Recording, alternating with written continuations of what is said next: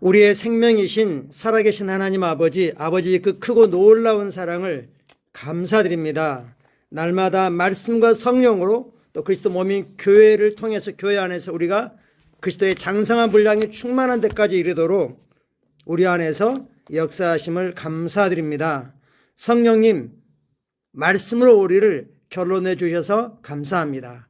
말씀이 그렇다고 하면 그런 것입니다. 우리는 그리스도 안에서 과거가 전혀 없는 완전히 새로운 존재, 새로운 피조물, 하나님의 종족이 되게 하신 것을 아버지 감사드립니다. 주님께서 주의 천사를 보내 우리를 지켜주시고 돌보심을 감사드립니다. 주님은 신실하시고 주님의 말씀도 진실합니다. 주님이 우리 삶에서 행하신 모든 일은 우리 선을 위하여 역사합니다. 성령님 감사합니다. 예수님의 이름으로 기도합니다. 아멘. 5월 15일 월요일 말씀의 실제 내용 같이 확인하겠습니다. 제목 읽겠습니다. 과거의 포로가 되지 마십시오. 과거의 포로.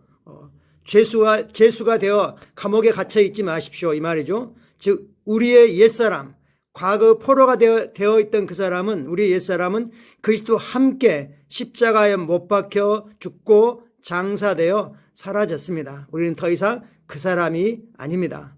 우리의 기억 속에 그런 것들이 남아있을 수도 있지만 그건 진짜 내가 아닙니다. 진짜 나는 새로운 피조물입니다. 이전 것은 지나갔다고 말씀하시죠. 새로운 피조물에 대한 이 부정적인 걸 제거하는 관점을 제공하고 있습니다. 성경 말씀 읽겠습니다. 그런즉 누구든지 그리스도 안에 있으면 새로운 피조물이라. 이전 것은 지나갔으니 보라 새 것이 되었도다. 다르게 표현하면 우리가 그리스도 안에 있지만 그리스도 안에 있다는 사실을 모르게 되면, 망각하게 되면, 인식하지 않게 되면 우리도 우리 주변에 있는 자연인들과 그리스도 밖에 있는 사람들과 똑같이 사람이니까 어쩔 수 없지 이렇게 생각하게 되겠죠. 우리는 그리스도 안에 있고 그리스도 안에는 더 이상 옛사람은 존재하지 않습니다. 새롭게 창조된 새로운 사람만 있습니다.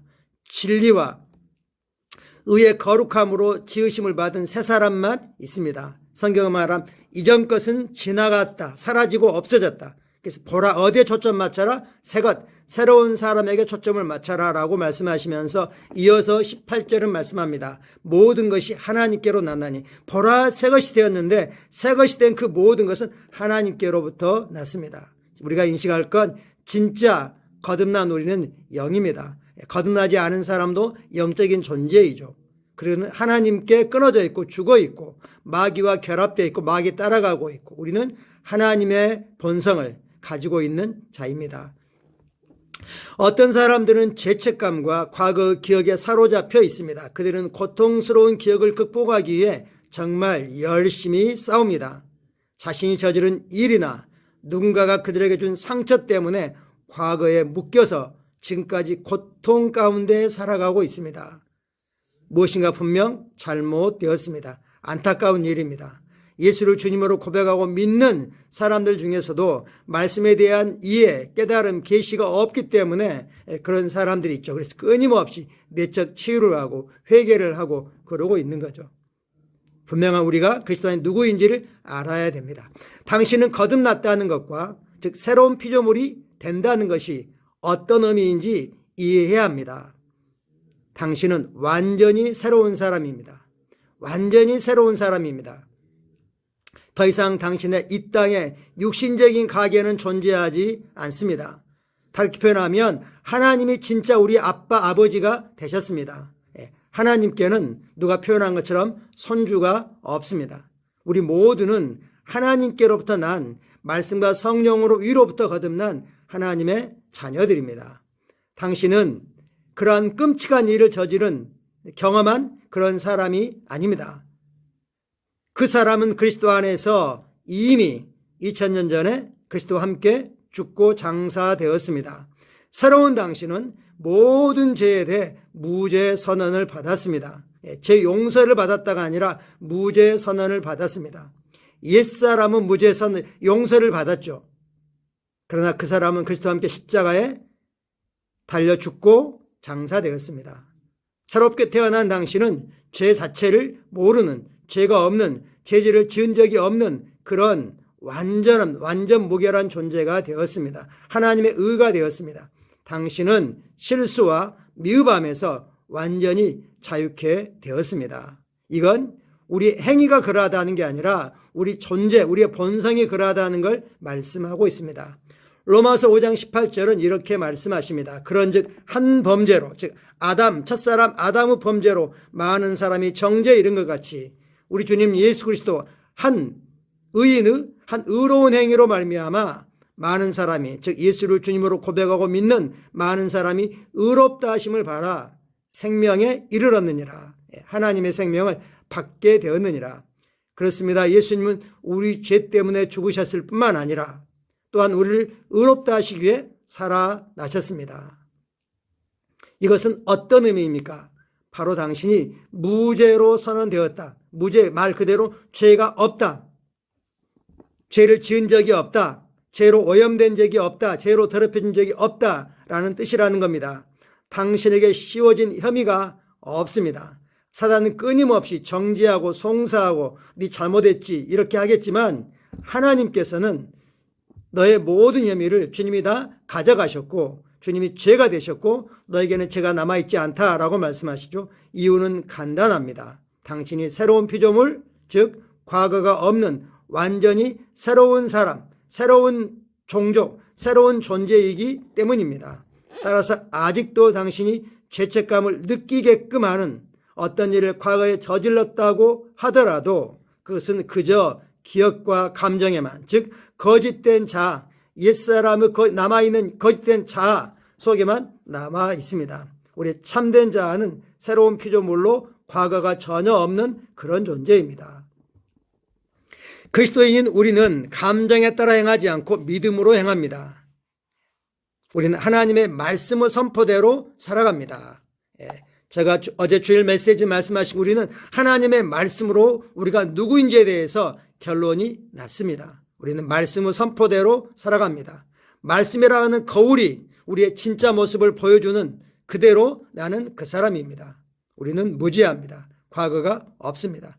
수년 전에 겪은 쓰라린 경험을 회상하고는 울며 하나님께 용서를 구하지 마십시오.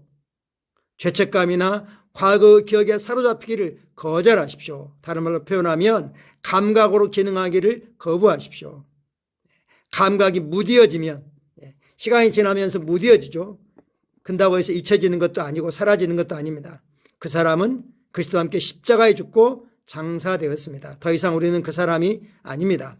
확대 번역본은 로마 4장 25절은 예수님께서 죽은 자 가운데서 살아나신 이유를 이렇게 표현합니다. 우리의 무죄 선고, 즉 어떤 의미죠? 하나님 앞에서 우리를 모든 죄책감으로부터 무죄임을 선고하고 우리에게 아무 잘못이 없음, 이것이 무죄 선고입니다. 무죄 선고를 하시기 위하여 살아나셨느니라.